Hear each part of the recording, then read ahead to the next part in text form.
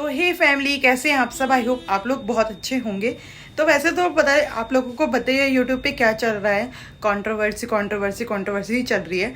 और वैसे मेरे को लगा नहीं कि मुझे बोलना चाहिए, बट मैंने जो मैं सोच रही थी यार मैं क्या बोलूँ। लेकिन जब जब कोई भी चीज़ दिल को चुभती है ना, तो वो मुझसे नहीं देखी जाती। तो बात करते हैं कि कौन सही कौन गलत।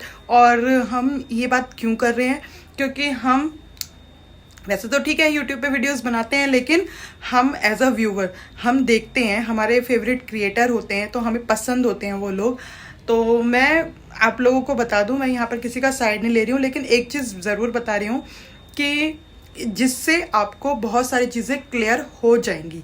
ठीक है, तो बात करते हैं सरिता जी की कि उनकी पार्टी में सचिन गए और सचिन के साथ जो भी हुआ।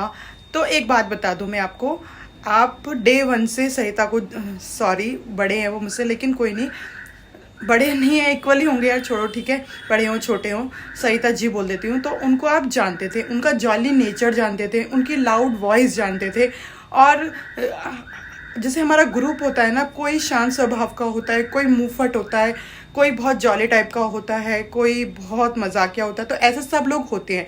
और फ्रेंड जो सर्कल होता है ना, उसमें सबको सबका नेचर पता होता है कि कौन कैसा है कैसा नहीं है। ठीक है, तो अगर 4 लोग या 6 लोग एक रूम में बैठकर बात कर रहे हैं, कोई बहुत आराम से बात कर रहा है तो कोई बहुत लाउडली बात कर रहा है, और बिना वजह, कोई बेवजह नहीं, कोई रीज़न रहा होगा तभी उन्होंने आपको बोला होगा कि रूम से बाहर चले जाओ या ये वो जो भी आपकी बात हुई। ठीक है, वो बात हुई और आप वहाँ से गए और फिर सरिता जी के हस्बैंड आपको मनाकर भी लाए, तो वो चीज़ वहीं तक थी। ठीक है, फिर उसके बाद हो सकता है आपके मन नहीं मिल रहे हो, दिल नहीं मिल रहे हो, और आपको अच्छा भी ना लग रहा हो, तो ठीक है, वो बात वहीं पर शांत हो जाती। आपको अगर वो पसंद नहीं है, उनका लाउड बिहेवियर पसंद नहीं है, तो वो बात वहीं तक शांत हो जाती, हो भी गई थी। लेकिन सचिन जी, आपका क्या है, मैं आपकी गलती बता रही हूँ, आप उसको माने या ना माने, एक्सेप्ट करें या ना करें, आपका ये नेचर है कि जहाँ पहले तो जो फ्रेंड आपका एकदम क्लोज होता है तो आप उस पर जी जान लुटा देते हैं। ठीक है, सब कुछ कर देते हैं। लेकिन जरा सी कोई तू मैं या कोई भी चीज़ छोटी सी होती है, तो फ्रेंड का ये व्यवहार नहीं रहता कि आज हमारी अगर बन रही है तो वो हमारे लिए सब कुछ है, और कल हमारी किसी छोटी सी बात पर या बड़ी बात पर भी लड़ाई झगड़े हो जाते हैं तो हम उसको बिल्कुल इस तरीके से कर दें। तो आपका क्या नेचर रहा, आपकी कहाँ गलती थी कि आप जब सरिता जी से आपका व्यवहार नहीं मिल रहा था, नई चीज़ें हो रही थी, तो वहाँ पर ही आप रुक जाते, वहीं पर आप शांत हो जाते। आपने क्या करा, आपको भी पता अच्छे से कि उनकी लाइफ में पिछले दिनों में क्या हुआ था, जो भी रिलेटेड, आप उस पर्सन से जाकर मिलते हैं जिनको वो देखना भी पसंद नहीं करते, जिनसे इतनी कंट्रोवर्सी हुई थी। और आपको भी पता है कि किस चीज़ को लेकर हुई थी, एक लड़की के लिए चीज़ों को लेकर हुई थी। आप फ्रेंड थे, अगर आपका व्यवहार नहीं मिल रहा था तो आप शांत बैठ जाते, आप उनसे बात नहीं करते, दोस्ती खत्म कर देते, दैट्स इट, इतना ही इनफ होता।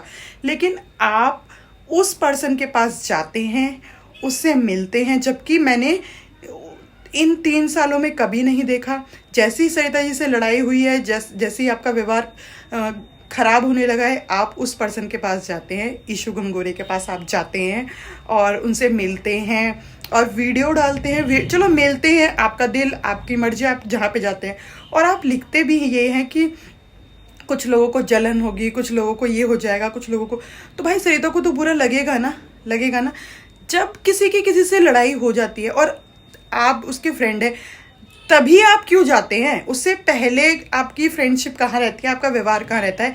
जब तो आप की लड़ाई की शुरुआत जो है ना, वो आप करते हैं।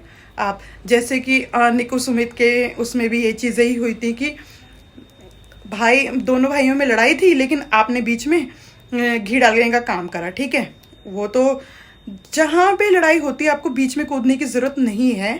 ठीक है, तो आप जैसे कि आपने वहाँ जाकर फिर, और ऑडियो से तो सब चीज़ें क्लियर हो ही गई हैं कि आपने बहुत गलत किया, आप यहाँ पर गलत हैं।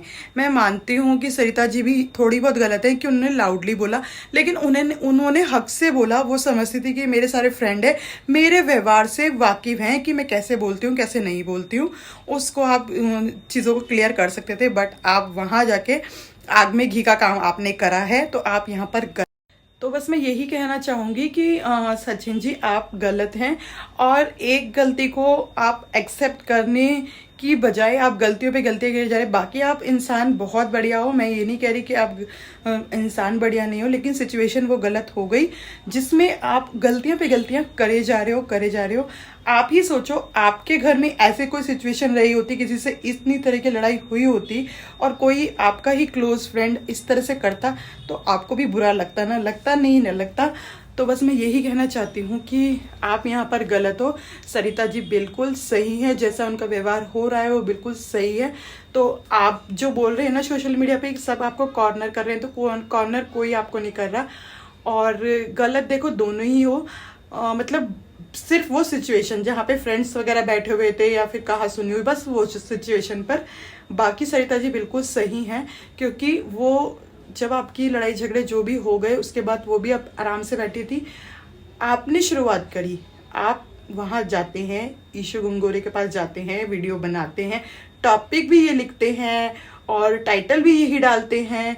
तो शुरुआत आपने की है, और आप उस गलती को एक्सेप्ट करने की बजाय गलतियों पे गलतियां करे जा रहे हैं।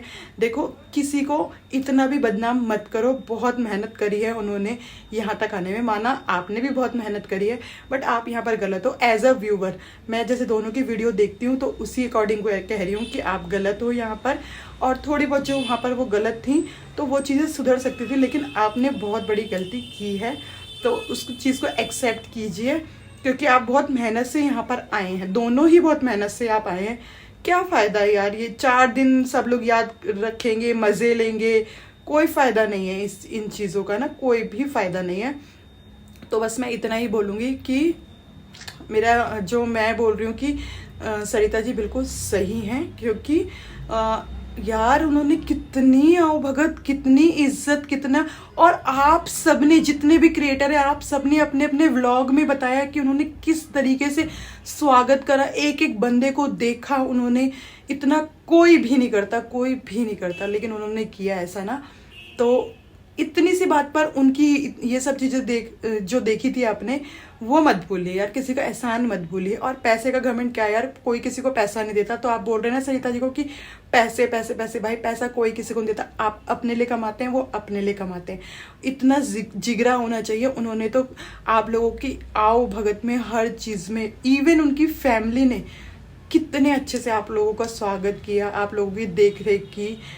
सच में बता रही हूँ मैं, इतनी सी बात के पीछे आपने उनकी इज्जत उछाल दी, ये सही बात नहीं है। तो ये मेरा ओपिनियन था एज अ व्यूवर। जैसे हम आप लोगों को देखते हैं, आप क्रिएटर्स को देखते हैं, यूट्यूबर की तो बातें आपने सुन ली, ऑडियंस की भी बात सुनो, ठीक है। तो यहाँ पर मेरी ना ही कोई सरिता जी की तरफ हूँ मैं, ना ही मैं सचिन की तरफ हूँ। अपना ओपिनियन मैंने रखा है, दैट्स इट। इससे ज़्यादा कुछ नहीं बोलूँगी मैं, बस। Thank you.